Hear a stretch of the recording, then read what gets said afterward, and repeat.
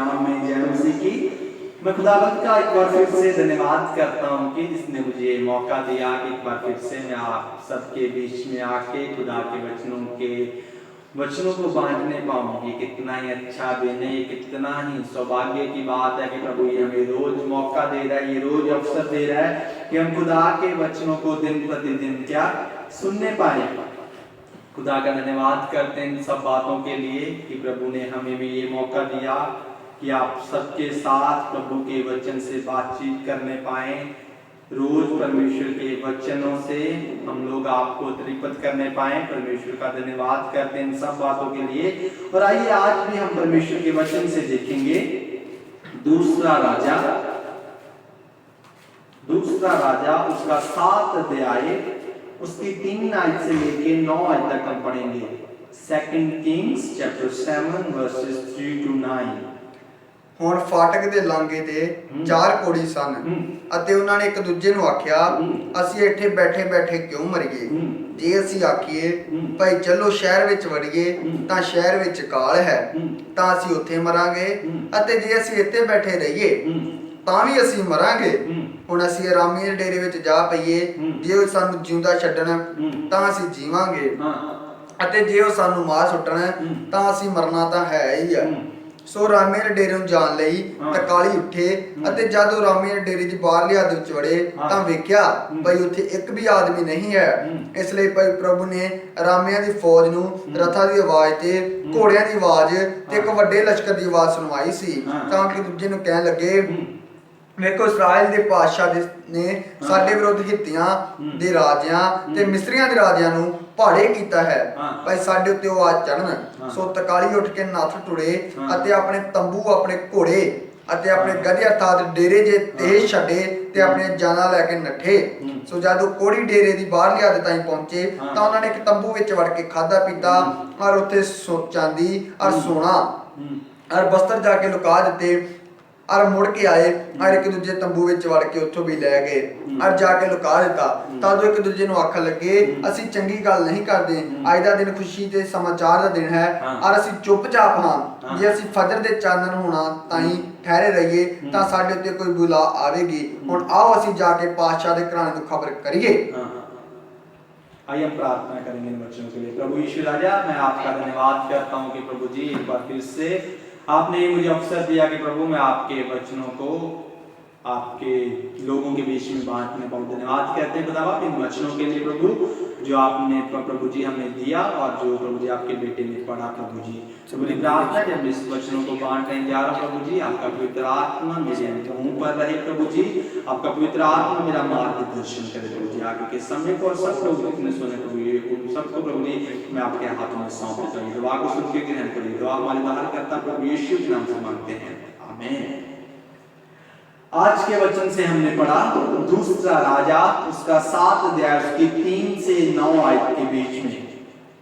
आज हम परमेश्वर के वचन से सुनेंगे ओवरटर्निंग द सर्कमस्टांसेस।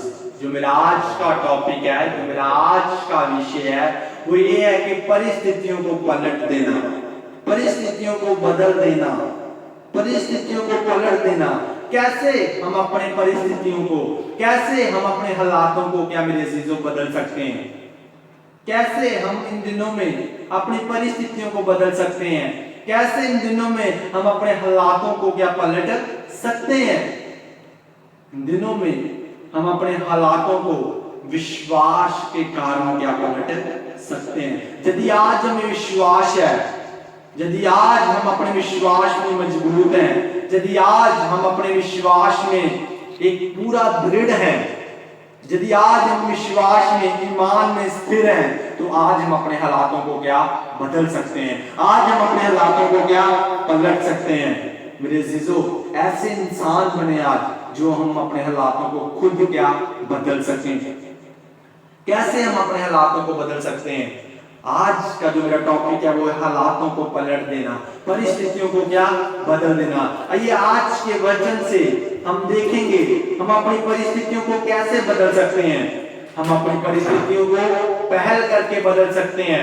जो 3 बिंदु आज हम देखेंगे, उसका पहला बिंदु ये है कि आज हम अपनी परिस्थितियों को पहल करके क्या बदल सकते हैं। दूसरा, परमेश्वर के कामों के द्वारा हम अपने हालातों को क्या बदल सकते हैं। और तीसरा, दूसरों के बारे में चिंता करके, दूसरों के बारे में सोच के आज हम अपने हालातों को क्या बदल सकते हैं। इस बुक में हम पाते हैं, ये बुक का ऑथर है, जो इस बुक का लिखने वाला कोई नहीं, आज तक अननोन है, किसी को पता नहीं कि ये बुक किसने लिखा, मगर ये बुक बताता है, ये बुक इस्राएल साम्राज्य के बारे में क्या बताता है। The second Kings talk about the monarchy in traditional Israel। ये बुक इस्राएल के साम्राज्य के बारे में क्या बताता है। The book shows that Israel suffered again and again because of its sinfulness। ये बुक इस्राएल की सफरिंग के बारे में, उसकी पीड़ा के बारे में क्या बार बार क्या हमें बताता है, क्योंकि उनके पाप की वजह से। मगर फिर भी इस इस्राएल कौम के लिए क्या आशा थी, क्योंकि ये परमेश्वर के क्या लोग थे। परमेश्वर चाहता था कि ये मेरे पास आए, मेरे से माफी मांगे और मैं इनको क्या माफ करूंगा। ये मेरे सामने आके अपने पापों का तौबा करें तो मैं इनको माफ क्या करूंगा। ये था इस बुक का पृष्ठकार, ये था इस बुक की पृष्ठभूमि, इस बुक की बैकग्राउंड। ये बुक इस्राएल साम्राज्य के बारे में क्या बताती है। ये बुक हमें सेकंड किंग्स, ये बुक हमें दूसरा राजा इस्राएल साम्राज्य के बारे में क्या बताता है। और आइए आज के वचन में से हम जाएंगे, आज के वचन को हम पढ़ेंगे। 3 आयत को पढ़ना, इसकी 3 से 5 आयत। ਹੁਣ ਫਾਟਕ ਦੇ ਲਾਂਘੇ ਤੇ ਚਾੜ ਕੋੜੀ ਸਨ ਅਤੇ ਉਹਨਾਂ ਨੇ ਇੱਕ ਦੂਜੇ ਨੂੰ ਆਖਿਆ, ਅਸੀਂ ਇੱਥੇ ਬੈਠੇ ਬੈਠੇ ਕਿਉਂ ਮਰੀਏ। ਜੇ ਅਸੀਂ ਆਖੀਏ ਭਾਈ ਚਲੋ ਸ਼ਹਿਰ ਵਿੱਚ ਵੜੀਏ ਤਾਂ ਸ਼ਹਿਰ ਵਿੱਚ ਅਕਾਲ ਹੈ ਤੇ ਅਸੀਂ ਉੱਥੇ ਮਰਾਂਗੇ, ਅਤੇ ਜੇ ਅਸੀਂ ਇੱਥੇ ਬੈਠੇ ਰਹੀਏ ਤਾਂ ਵੀ ਅਸੀਂ ਮਰਾਂਗੇ। ਹੁਣ ਅਸੀਂ ਰਾਮੇ ਡੇਰੇ ਵਿੱਚ ਜਾ ਪਈਏ, ਜੇ ਉਹ ਸਾਨੂੰ ਜੀਵਨਾ ਛੱਡਣ ਤਾਂ ਅਸੀਂ ਜੀਵਾਂਗੇ, ਅਤੇ ਜੇ ਉਹ ਸਾਨੂੰ ਮਾਰ ਸੁੱਟਣ ਤਾਂ ਅਸੀਂ ਮਰਨਾ ਤਾਂ ਹੈ ਹੀ। इस जगह में हम देखते हैं 3 और 4 आयत में हमने पढ़ा, यहाँ पर हम क्या 4 कोड़ियों के बारे में पढ़ते हैं। यहाँ पर हम 4 कोड़ियों को क्या पाते हैं, जो कोड़ी क्या फाटक के बाहर थे, जो फाटक के बाहर क्या बैठे हुए थे। और जो यहूदी रीति रिवाज परंपरा के तौर पर हम देखते हैं, जो यहूदी परंपरा हमें बताती है, वो कहती है कि ये जो 4 कोड़ी थे, ये 4 कोड़ी थे, जो ये गेहाजी और उसके 3 पुत्र थे। जो यहूदी परंपरा बताती है वो इस प्रकार से बताती है, जो ये 4 कोड़ी जिसके बारे में अभी हमने पढ़ा, ये क्या गेहाजी, जिसको परमेश्वर के दास अलीशा ने क्या श्रापित किया था, और उसके 3 क्या बेटे थे।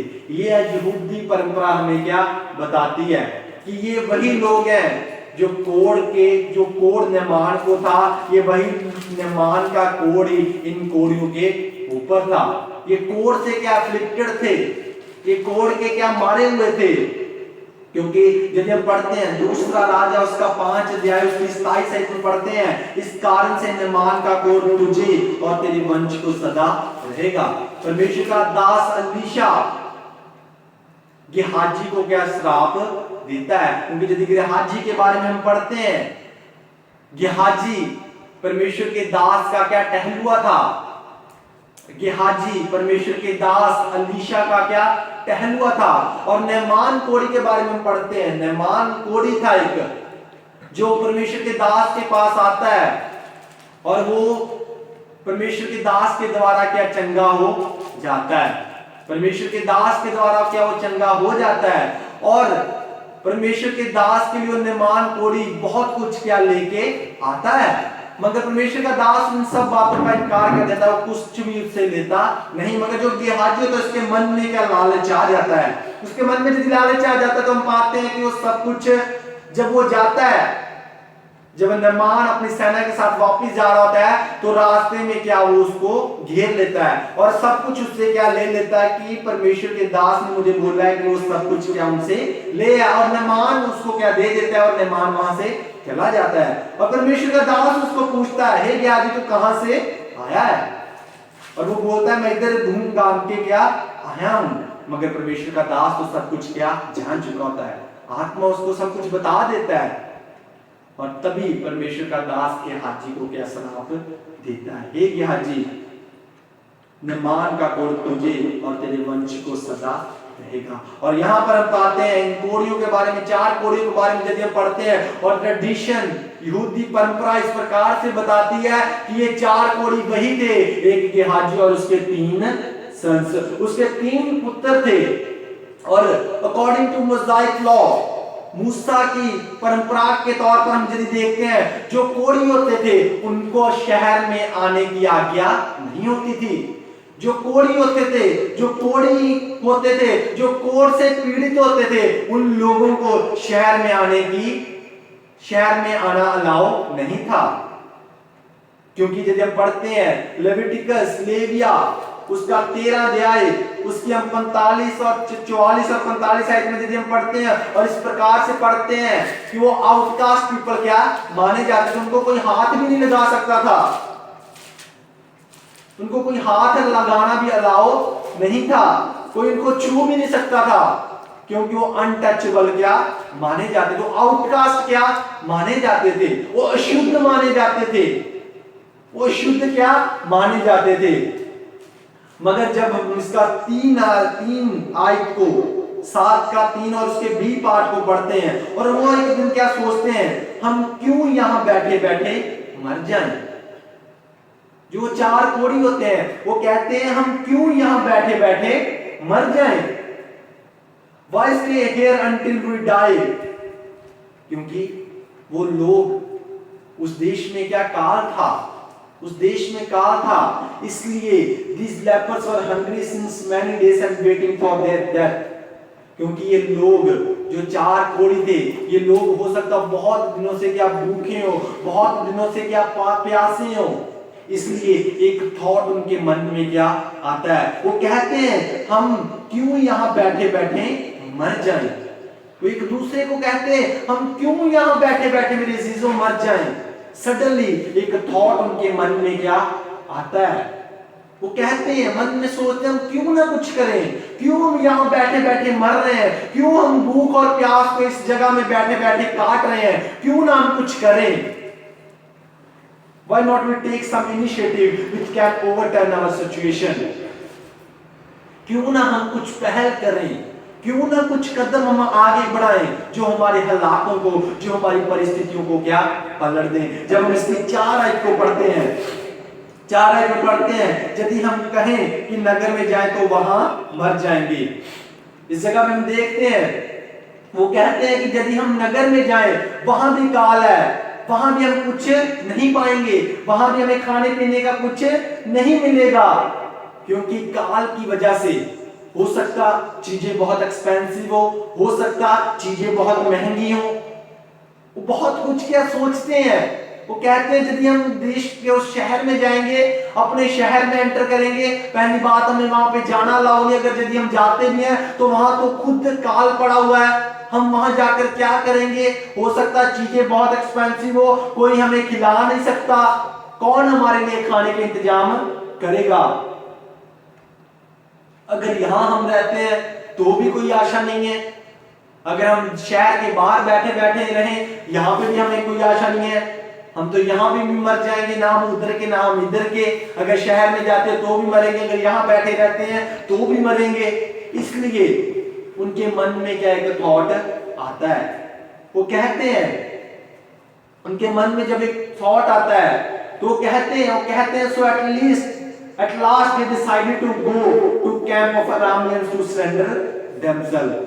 इसलिए वो कहते हैं हम क्यों ना अरामियों के पास ही जाएं और उनको अपने आप को हवाले उनके कर दें, क्योंकि यदि हम शहर में जाएंगे तो भी मरेंगे, यदि हम यहाँ रह रहे हैं तो भी मरेंगे, इससे अच्छा है कि हम वहीं चले जाएं जो अरामी सेना है उनके पास चले जाएं। मरना तो है, इन्होंने सोच लिया मरना तो है, यदि हम यहाँ रहेंगे तो भी मरते हैं, वहां रहते तो भी मरते हैं, इसलिए वो कहते हैं तो आओ हम राम की सेना में पकड़े जाएं।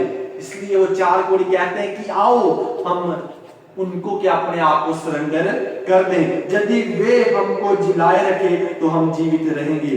इस जगह में हम कहते हैं कि यदि वो हमको जिलाए रखेंगे तो हम क्या जीवित रहेंगे, और यदि वे हमको मार डालें तो भी हमको मरना तो है। उन्होंने कुछ इनिशिएटिव लिया, उन्होंने मेरे अजीजों पहल किया। दुख के समय में भी, संकट में भी उन्होंने क्या पहल किया। उनके दिमाग में जब थॉट आया कि क्यों हम यहाँ बैठे बैठे मर रहे हैं, क्यों हम यहाँ बैठे बैठे क्या मर रहे हैं, गल रहे हैं, सड़ रहे हैं, क्यों ना हम कुछ करें, क्या पता हमारा छुटकारा हो जाए। क्योंकि आगे इस प्रकार से वो कहते हैं कि यदि वो सेना हमें जलाई रखेगी तो हम जी लेंगे, यदि वे हमें मार देंगे तो हम मारे जाएंगे। इससे अच्छा है हम एक बार वहां जाकर तो देखें। उन्होंने कुछ पहल किया मेरे अजीजों, उन्होंने कुछ तो एक बात को सोचा कि हम कुछ तो करें। उन्होंने एक कदम आगे क्या बढ़ाया, उन्होंने डिसाइड कर लिया, उन्होंने एक निर्णय ले लिया कि हम वहां पर जाएंगे। और आगे 5 आयत को हम पढ़ते हैं, तब वे सांझ को राम की शामनी में जाने को चले। तब वो शाम के समय में वो वहां पर चले जाते हैं, क्योंकि होल डे पूरा दिन वो क्या डिस्कस करते रहते हैं, रास्ता ढूंढते हैं हम कैसे अपनी स्थितियों को क्या बदल सकते हैं। और क्या शाम क्या आ जाती है, और शाम को क्या वो जो डिसीजन उन्होंने लिया होता है उसके अकॉर्डिंग क्या वो करते हैं। Finally they took the decision to take initiative. वो फाइनली वो एक निर्णय को ले लेते हैं, वो पहल करने को निर्णय को क्या ले लेते हैं, वो निर्णय को तो ले लेते हैं मेरे अजीजों, वो डिसीजन तो ले लेते हैं। वो वहां पर उस घड़ी में उस सिचुएशन में डिसीजन लेते हैं जहां पर उनको कोई आशा नहीं होती। वहां पर भी उनको कोई आशा नहीं होती, वो पहल तो करते हैं, वो कहते तो हैं हम वहां पर जाएंगे, मगर फिर भी उनको कोई आशा नहीं होती। मेरे अजीजों बहुत बार ऐसा हो सकता है हमारी लाइफ्स में भी, हमारी जिंदगी में भी ऐसी सिचुएशन हो सकती है, ऐसे हालात हो सकते हैं जहां पर हम हेल्पलेस हैं, जहां पर हम होपलेस हैं, वर्थलेस हैं, जहां पर हमें कोई आशा नहीं, हम आशाहीन हैं, हमारी कोई हेल्प नहीं कर सकता, हम हेल्पलेस हैं। उस जगह पे हम क्या करेंगे मेरे अजीजों? उस जगह में बहुत बार होता है जो दुख में हम पड़े रहते हैं, जो दुख हमें होपलेस बनाई रखता है। ऐसे दुख होते हैं जिसमें हमें आशा भी नहीं होती, ऐसे दुख होते हैं जिसमें हमें कोई आशा नहीं होती, जहां पर हम हेल्पलेस हो चुके होते हैं पूरा। फिर भी कई बार ऐसा होता है हम उन चीजों को क्या छोड़ने की क्या निर्णय को नहीं लेते, हम उन चीजों को नहीं छोड़ते। वो चीजें हमें हेल्पलेस बना देती है, वो चीजें हमें क्या होपलेस क्या बना देती हैं, फिर भी वो चीजों को हम छोड़ते नहीं है। बहुत बार ऐसी चीजें हमारी जिंदगी में क्या होती हैं जहां पर हम होपलेस हो जाते हैं, जहां पर हमें कोई आशा नहीं रहती, जहां पर हम आशाहीन हो जाते हैं। मेरे अजीजों, आज मैं आपको कहना चाहता हूं, अगर ऐसी सिचुएशन में आज हम हैं, क्यों ना आज हम पहल करें, क्यों ना आज हम एक स्टेप आगे बढ़ाएं।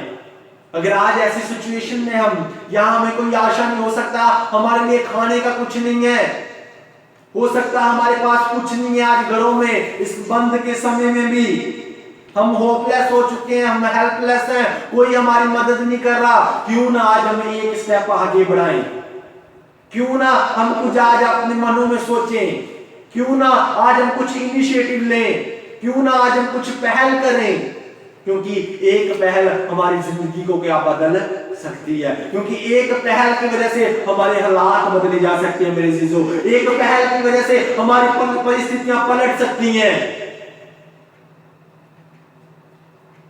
यदि आगे हम इसको पढ़ के देखते हैं, उनकी एक पहल की वजह से, इन 4 कोड़ियों की एक पैर की पहल की वजह से इनके पूरे हालात क्या बदल जाते हैं, ये परिस्थितियों को पूरा क्या पलट देते हैं।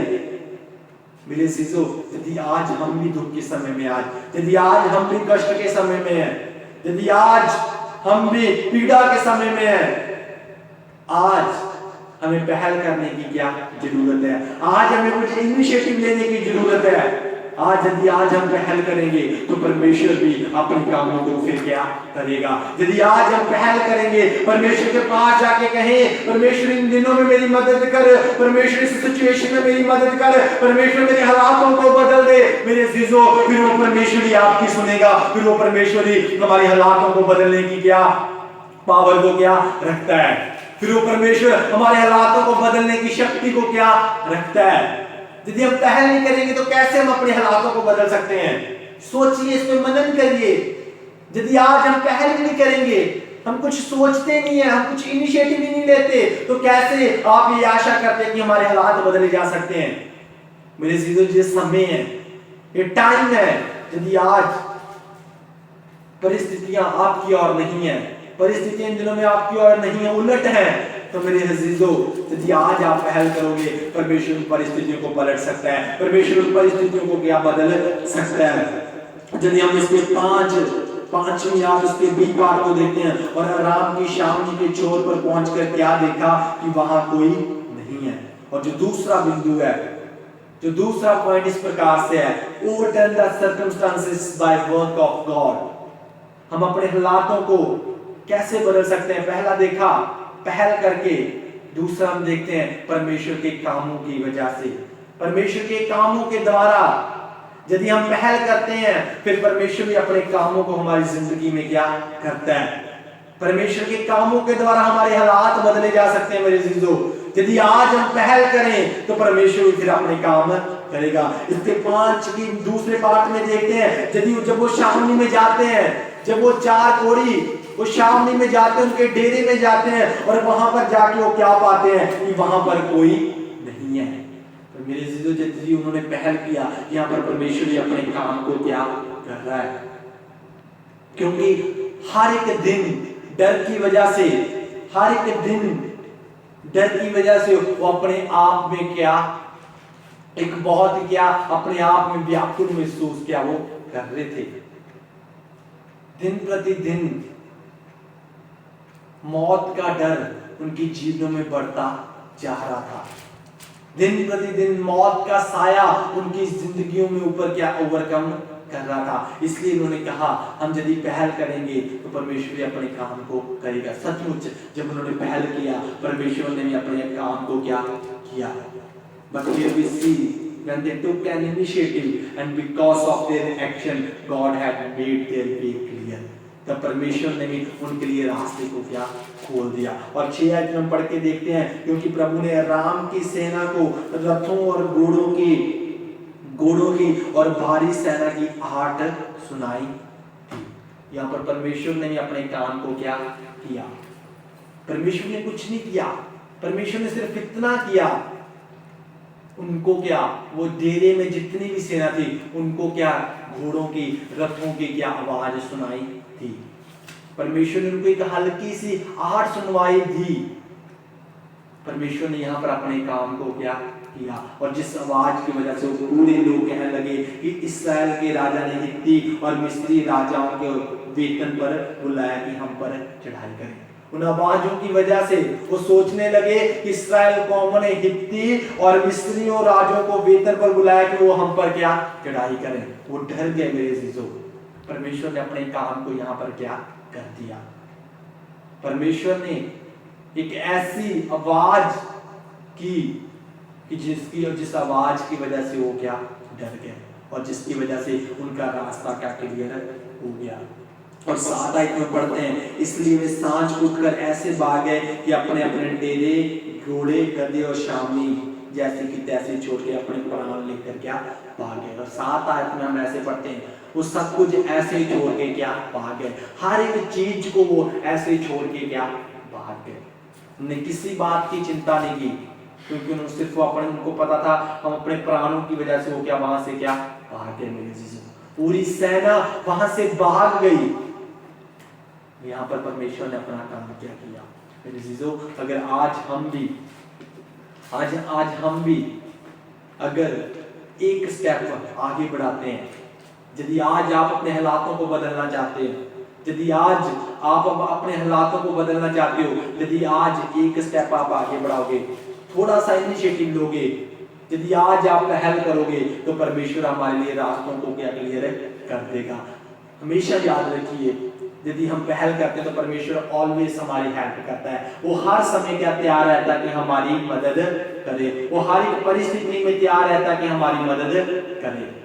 यदि आज आप किसी भी परिस्थिति में क्यों ना हो, यदि आज आप किसी भी विपदा में क्यों ना हो मेरे जीजो, यदि आज आप किसी भी मुश्किल में क्यों ना हो, यदि आज आप पहल करेंगे तो परमेश्वर ही अपने काम को क्या करेगा। इसलिए इस प्रकार से कहा है, do your best and God will do the rest. आप अपना अच्छा कीजिए, आप अपना अच्छा दीजिए, आप अपना अच्छा कीजिए तो परमेश्वर रहता खुद अच्छा कर देगा। यदि आज आप अपना अच्छा करोगे तो जितना बचा हुआ मेरे जीजो परमेश्वर खुद क्या वो अच्छा कर देगा। आज आपको पहल करने की जरूरत है। यदि आज आप अपने जीवनों में ये धार लें, अपने जीवनों में ये बसा लें कि परमेश्वर आज मुझे पहल करना है, यदि आज आप पहल करोगे तो परमेश्वर अपने आप आपके हालातों को, आपके परिस्थितियों को क्या बदल देगा। और तीसरा पॉइंट ये है, overturn the circumstances by having a concern for other. हम कैसे, तीसरा बिंदु ये है, कैसे हम अपने हालातों को क्या बदल सकते हैं। हम अपने हालातों को ऐसे बदल सकते हैं, दूसरों के प्रति चिंतित होकर, दूसरों का कंसर्न करके, दूसरों के प्रति जब हम दूसरों का सोचते हैं तो फिर हम अपने हालातों को क्या बदल सकते हैं। और 8 और 9 को पढ़ना है इसकी। ਸੋ ਜਦੋਂ ਕੁੜੀ ਡੇਰੇ ਦੀ ਬਾਹਰਲੀ ਹੱਦ ਤੱਕ ਪਹੁੰਚੇ ਤਾਂ ਉਹਨਾਂ ਨੇ ਇੱਕ ਤੰਬੂ ਵਿੱਚ ਵੜ ਕੇ ਖਾਧਾ ਪੀਤਾ। हाँ, यदि हम देखते हैं जब वो कोड़ी वो डेरे के अंदर क्या घुस गए, जब वो शामनी के अंदर चले गए तो उन्होंने देखा वहां कुछ नहीं, तो वो गए, सब कुछ अंदर था, खाने पीने वाला हर एक चीज क्या अंदर थी। और यहाँ पर पाते उन्होंने सब कुछ खाया पिया, हर एक चीज उन्होंने क्या किया, क्योंकि हो सकता क्या पता उन्होंने कितनी देर से ना खाया हो। और इस समय जब उन्होंने सब कुछ देखा, उन्होंने अच्छे से खाया, अच्छे से पिया, ये समय था उनके लिए इंजॉयमेंट का मेरे जीजो, ये समय था उनके लिए खुशियां करने का। क्योंकि हो सकता कितने महीनों में हो सकता वो पीड़ा में क्या, वो बहुत समय से हो सकता वो क्या पीड़ा में हो सकता कई समय से उन्होंने ना खाया हो सकता कई समय से उन्होंने ना पिया हो, क्योंकि वहां पर तो काल था ना, उनका समय था कि वो अच्छे से खाएं, अच्छे से पिए, ये उनके लिए एक खुशियों का क्या समय था। और यदि हम इसकी 9 आयत में पढ़ते हैं, हाँ, ਤਾਂ ਜੋ ਇੱਕ ਦੂਜੇ ਨੂੰ ਆਖਣ ਲੱਗੇ ਅਸੀਂ ਚੰਗੀ ਗੱਲ नहीं और करते। यहाँ पर हम 8 आयत में यदि पढ़ के देखते हैं और वहां पर क्या वो सब कुछ क्या पाते हैं, सोना चांदी हर एक चीज क्या वो वहां पर क्या पाते हैं, बहुत कुछ उनको क्या वहां से मिलता है और वो सब कुछ क्या लूट लेते हैं। उनके डेरे से सेना की शामनी से सब कुछ क्या लूट लेते हैं और उसको जाकर क्या छिपा देते हैं। मगर सडनली फिर उनके माइंड में क्या मेरे जो यहाँ पर एक थॉट क्या आता है, वो सोचते हैं कि यदि ये हमने तो छिपा लिया, तब भी आपस में कहने लगे जो हम कर रहे हैं ये अच्छा काम नहीं है। फिर उनके जीवन में क्या एक थॉट आता है, उनके दिमाग में एक थॉट आता है कि जो कुछ हम कर रहे हैं ये सही नहीं है, ये खुशी का समय है, ये आनंद का समय है, ये पीड़ा का समय नहीं है। यदि ये आनंद का समय तो हमें चाहिए कि हम दूसरों को भी इस आनंद की खुशखबरी को क्या सुना सकें कि परमेश्वर ने हमें छुड़ाया, परमेश्वर ने सब कुछ हमें क्या दे दिया है। और उन्होंने ये समाचार, फिर हम आगे पढ़ते हैं, उन्होंने सब कुछ क्या अपने राज्य को जाके क्या बता दिया, उन्होंने राज्य को जाके बता दिया। उन्होंने दूसरे के बारे में सोचा, आज हमारे पास सब कुछ है, आज हम अच्छा खा रहे पी रहे, क्योंकि उस देश में कहा था वो लोग भी हो सकता कितनी देर से भूखे हो प्यासे हो, कह नहीं सकते कुछ, इसलिए उन्होंने दूसरों का भी सोचा, उन्होंने दूसरों को भी चिंतित, दूसरों के प्रति वो चिंतित हुए, उन्होंने दूसरों के बारे में भी सोचा। उन्होंने कहा ये जो हम कर रहे हैं ये अच्छा नहीं है, ये खुशी की खबर हमें दूसरों को भी सुनानी चाहिए। और फिर उन्होंने वही क्या जाके किया, फिर उन्होंने वही जाके क्या किया जो परमेश्वर ने उनको आशीष दी थी, उन्होंने वो आशीष अपने तक सीमित नहीं रखी। हो सकता वो अपने साथ सीमित रखते, वो अपने दिल सीमित रखते तो ये पाप गिना जाता मेरे चीजों। मगर उन्होंने वो आशीष जो परमेश्वर ने उनको दी थी उन्होंने अपने तक सीमित रखी, मगर उन्होंने जाके दूसरों को भी क्या सुनाई कि दूसरे लोग भी क्या खुशी मना सके, दूसरे लोग भी क्या अपने हालातों को क्या चेंज कर सके। मेरे चीजों आज ये निवेदन है, ये आपके सामने विनती, यदि परमेश्वर ने आपको आशीषित किया हुआ है, आज इस लॉकडाउन के समय में आपको दूसरों के प्रति भी चिंतित होना चाहिए। दूसरों के बारे में सोचिए जिनके पास नहीं है, यदि आज आपके पास है तो उनको भी दें, क्योंकि उनके हालात भी बदले जा सके। परमेश्वर ने यदि आज आपको दिया हुआ है तो आप वो आशीष अपने तक सीमित न रखें मेरे जीजो, आज वो आशीष आप दूसरों को भी दें। यदि परमेश्वर ने आज आपको प्रार्थना का वरदान दिया हो तो आज वो प्रार्थना का वरदान आप दूसरों के लिए प्रार्थना करें, प्रार्थना दूसरों के लिए करें, ताकि उनके हालात भी बदले जा सके। हमारे हालात भी तभी बदले जा सकते हैं मेरे जीजो, तभी हमारी परिस्थितियां पलट सकती हैं यदि हम क्या पहल करेंगे। यदि हम पहल करेंगे तो परमेश्वर अपने कामों को करेगा, फिर यदि परमेश्वर अपने कामों को करेगा तो हमें दूसरों के प्रति भी चिंता करनी चाहिए, हमें दूसरों के प्रति भी क्या सोचना चाहिए। जो परमेश्वर ने हमें इन दिनों में आशीषें दी है, यदि परमेश्वर ने आपके भंडारों को ब्लेस किया मेरे जीजो, तो आज चाहिए, आज आपको ये देखने की जरूरत है जिनके घरों में नहीं है, जिनके घरों में कम है, जिनके लोगों के पास नहीं है, आपको उन लोगों को देने की क्या जरूरत है मेरे जीजो। आज आप दूसरों के प्रति क्या सोचिए, फिर ऑटोमेटिकली आप अपने हालातों को भी क्या बदल सकते हो, फिर आप अपने हालातों को भी बदल सकते हो, क्योंकि वो भी परमेश्वर की क्या बॉडी है, वो भी यीशु मसीह की क्या शरीर है।